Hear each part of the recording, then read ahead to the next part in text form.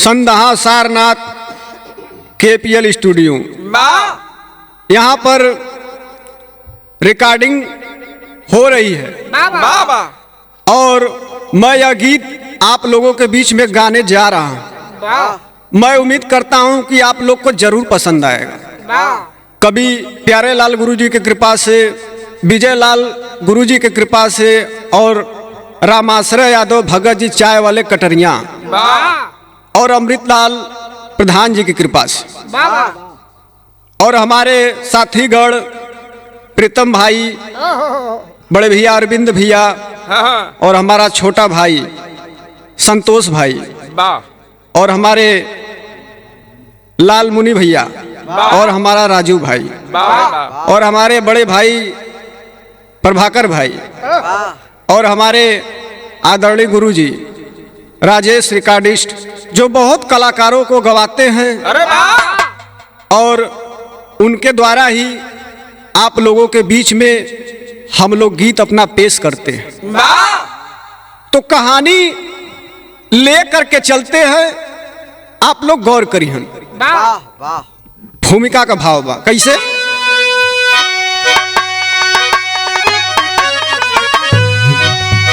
घट गई घटना एक भारी, शर्म न खाए दूराचारी।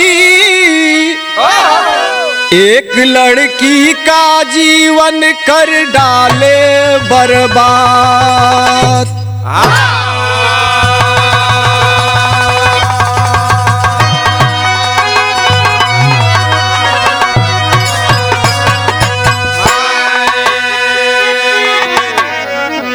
यह एक बनारस की घटना है, पूरे हिंदुस्तान को हिला करके रख दिया यह घटना। यह बाबा विश्वनाथ काशी की नगरी, जिसे भगवान शंकर के त्रिशूल पर यह काशी नगरी बसी हुई है। तो यह कहानी काशी से शुरू होती है। यहाँ तर्ज लगत बा कैसे मास्टर?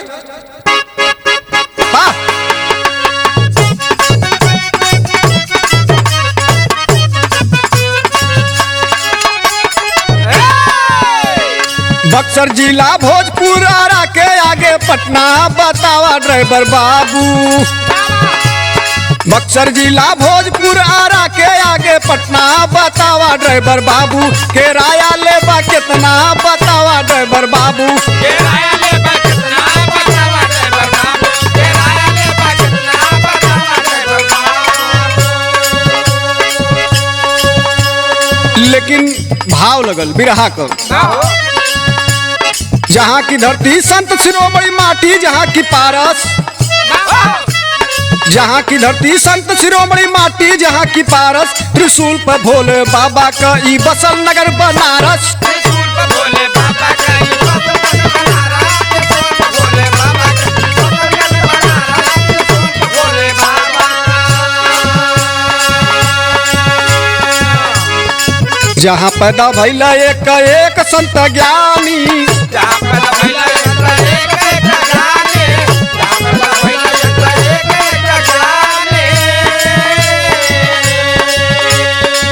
काशी का धरतिया कहाले बलिदानी।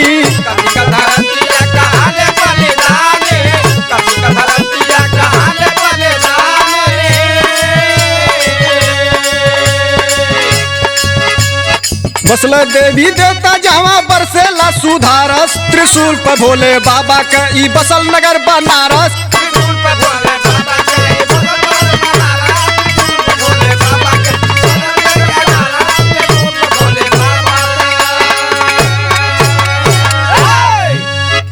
ये वही बनारस है जहाँ एक एक संत ज्ञानी महात्मा पैदा हुए, जैसे संत शिरोमणि रविदास जी। बहुत ऐसे महात्मा हुए इस बनारस में, व्याख्या ही करना कम है। वही बनारस में एक भयानक घटना होती है। घटना कैसी होती है? दिल दहलाने वाली घटना। लेकिन यहाँ तर लगत बा कैसे?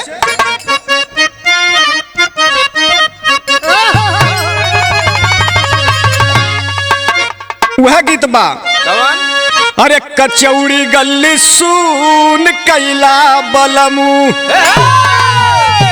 सुन कैला बलमू हो सुन कैला बलमू की कचौड़ी गल्ली सुन कैला बलमू अरे मिर्जापुर के कैला गोला जा रहो कचौड़ी गल्ली सुन कैला बलमू मिर्जापुर के कैला गोला जा रहो कचौड़ी गल्ली सुन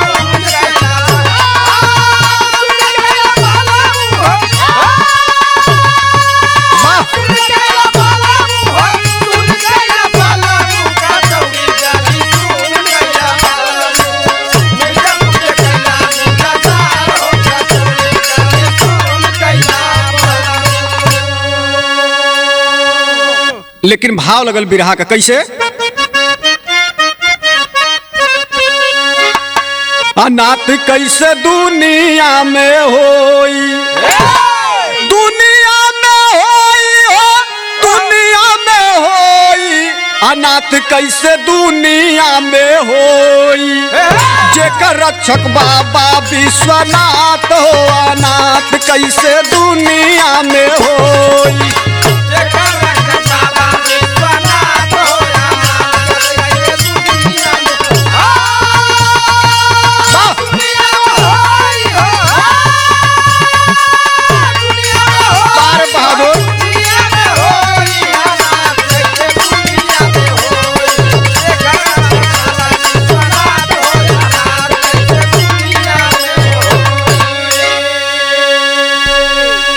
जेकर रक्षक बाबा विश्वनाथ हो अनाथ कैसे दुनिया में हुई कुछ अत्याचारी लोग नामावा हंसावाला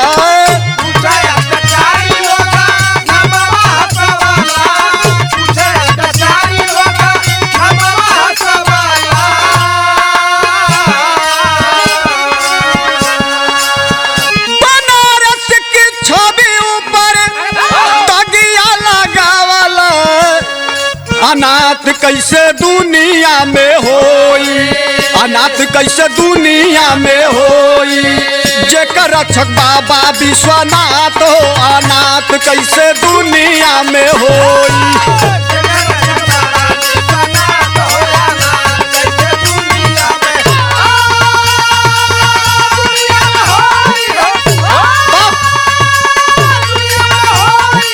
बहादुर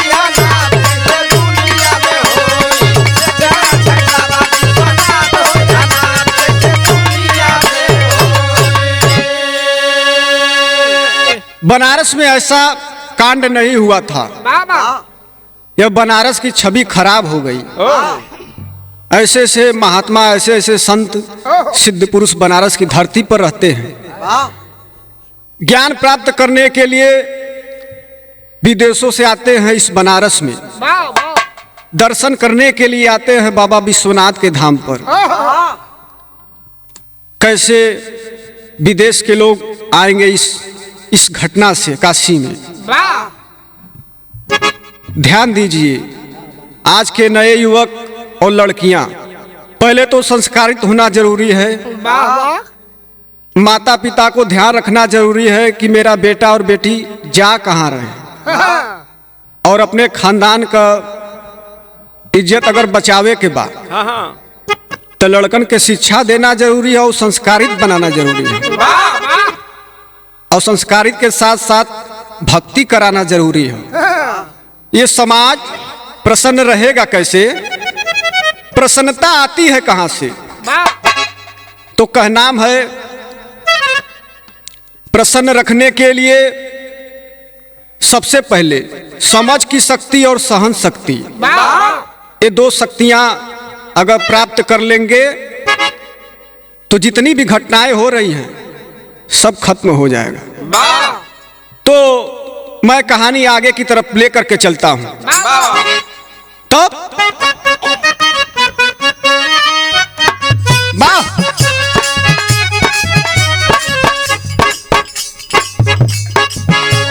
युवा तर्जबा जहिया बजरिया में बच के कहीं धक्का लगे ना।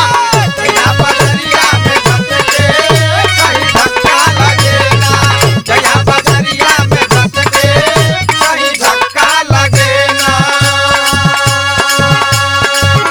लेकिन बाबू बिरहा का भाव लगल पांडेपुर की अबला के साथ पपी पपवा कमैल। पांडेपुर के अबला के साथ पपी पपवा कमैला। पांडेपुर के अबला के साथ पपी पपवा कमैला। लल कानून अपने हाथ पपी पपवा कमैल।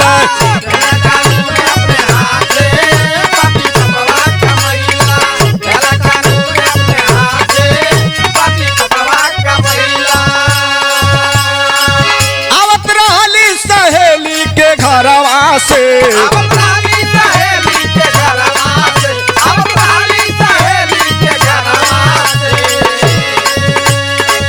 मिल गईली एक बदकरवा से।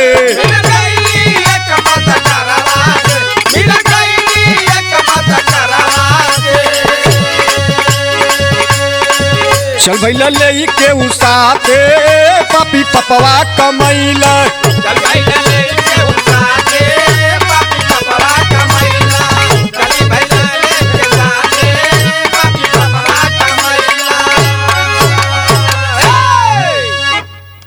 ए भैया लड़की अपने सखी के घर गई है मिलने, लेकिन जब सखी से भेंट करके लड़की अपने घर की तरफ चलती है, जब घर की तरफ चलती है पांडेपुर, तब अबला के साथ होता है क्या? अरे थोड़े रहो मुरली वाले गगरिया घर धैले आई।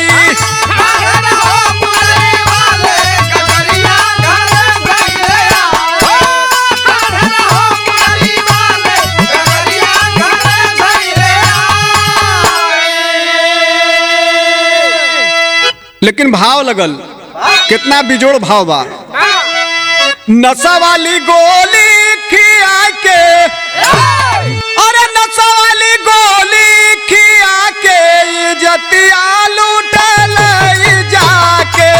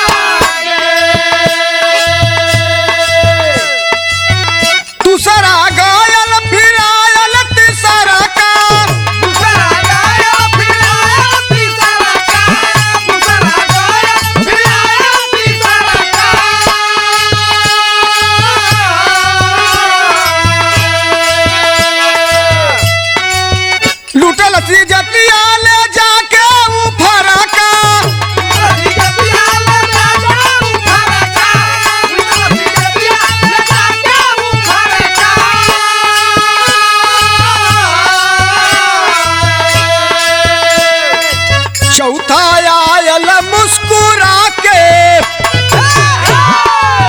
चौथा आयल मुस्कुरा के इज्जतिया लूटले जाके।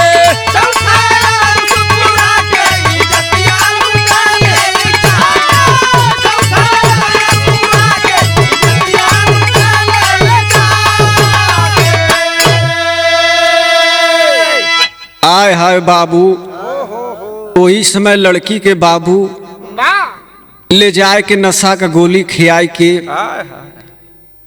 पारी पारा हवस के अपन प्यास बुझावे लगलन। एक अबला के साथ है कहल जाला कि नारी में देवी का स्थान पाया जाता है। अरे बाबा, नारी बेटी होती है, नारी माँ होती है, नारी बहन होती है। देखिए अब समझ की शक्ति। आज बहनिन के साथे वो पापी का करत हुन बाबू, तेरी लगत बेचारी वह बिल खाती रह गई, हवस की आग में झोंके उसको अत्याचारी। अरे बाबू, वह बेटी बिल खाती रह गई, लेकिन हवस की आग कुछ समझ में नहीं आता है। लेकिन यहाँ पहपट लगत है बाबू। अरे 6 दिन तक लूटले कुल इज्जतिया घटिया बन के हो, अब तार तार अमला के कैले थतिया घटिया बन के हो।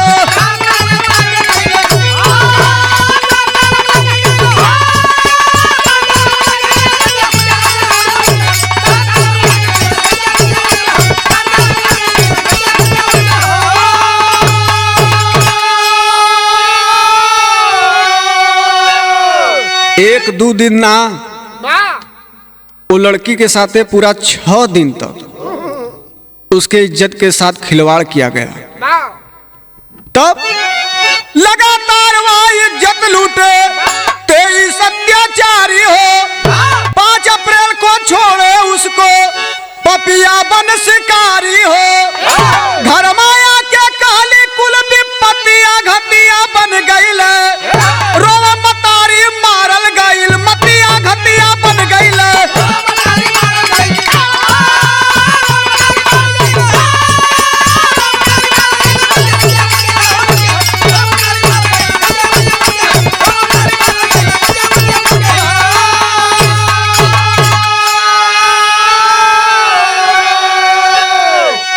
अरे बाबू, 6 दिन तक उसके साथ बहुत घोर अपराध होता है। सोचिए, एक नारी ऐसा अत्याचार, यही हमारे आने वाला भविष्य है। बताइए, 23 दरिंदे मिल करके उस अबला के साथ अत्याचार करते हैं, लेकिन उन अत्याचारों में सबका नाम 9 लोग शामिल हैं। 9 लोग शामिल हैं और लोग पुलिस लोग उन लोगों की तलाश कर रही है। नाम में है राज, समीर, आयुष, अनमोल, साहिल, दानिश, इमरान, जाहिद, साजिद। इन लोगों का नाम पकड़ा गया है।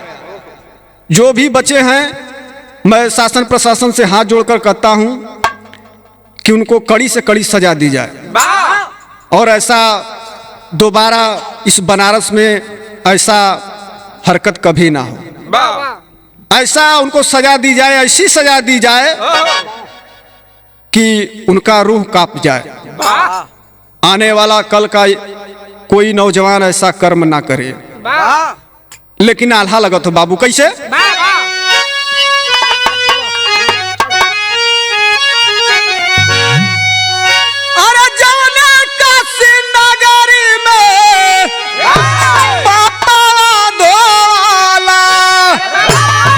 अरे जवन नगरी में बसे संत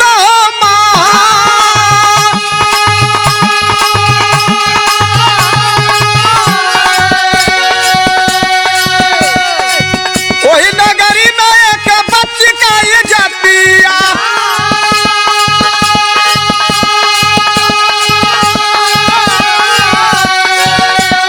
लूट ले पपिया हो बन के नादा।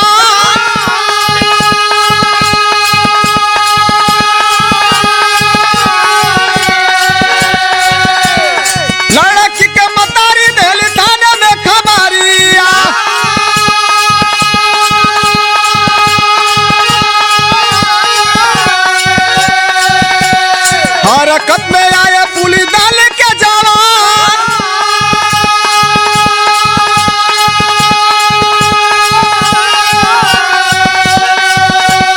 चप्पा चप्पा छान मारे खोजे पपिया न के।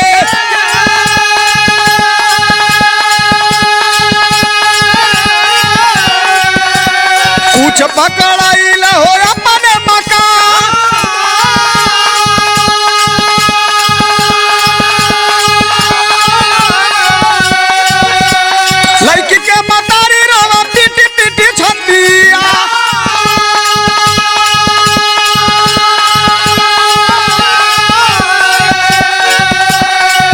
कसहू बचाला हमरे बेटी के पारा।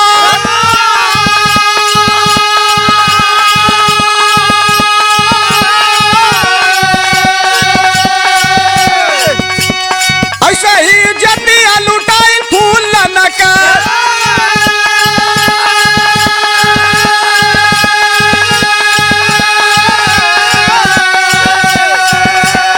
पपियन के बनौली फूलन गोली के निशान।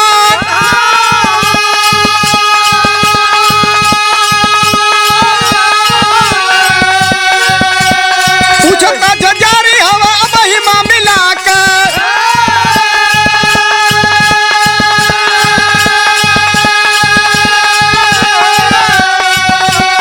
बाकी पपियन के खोजे पुलिस सावधान।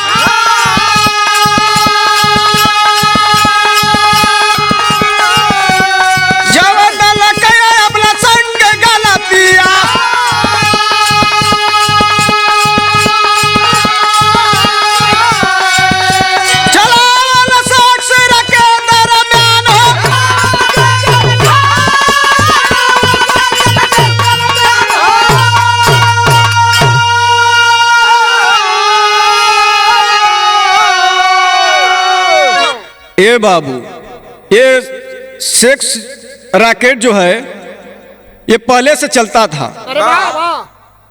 तमाम होटलों में चलता था, प्रशासन को मालूम था, लेकिन इस पे प्रशासन ध्यान नहीं दे रहा था। तब अंजाम यही निकला। कहते हैं गलत काम का बुरा नतीजा। ना मानो तो कर देखो, और जिसने जिसने किया है यारो उसका घर देखो। तुम लोग तो अपना बुरा कर ही दिए, लेकिन वह अबला नारी, बताइए क्या मुंह दिखाने के लिए लायक बची? हमेशा के लिए उसके ऊपर दाग लग गया। कहना में जेल में रहला नहीं सुधरिया सत्यानाशिया। कुल कमीनवन के जबल ना दिया ये फसिया।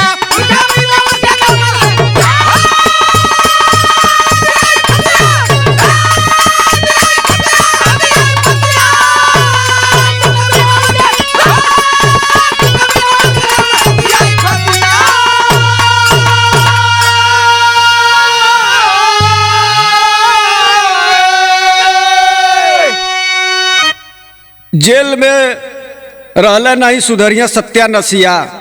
कुल कमीनवन के जबले ना दियाई फसिया। मांगे हो अदालत से ही दे के दो हैया।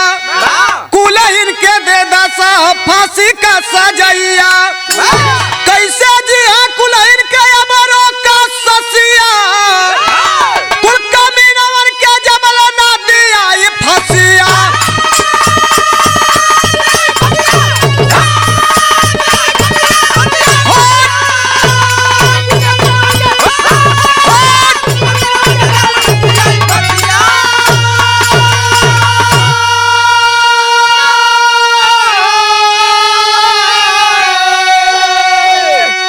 सजा ऐसी दीजिए कि रूह कांप जाए।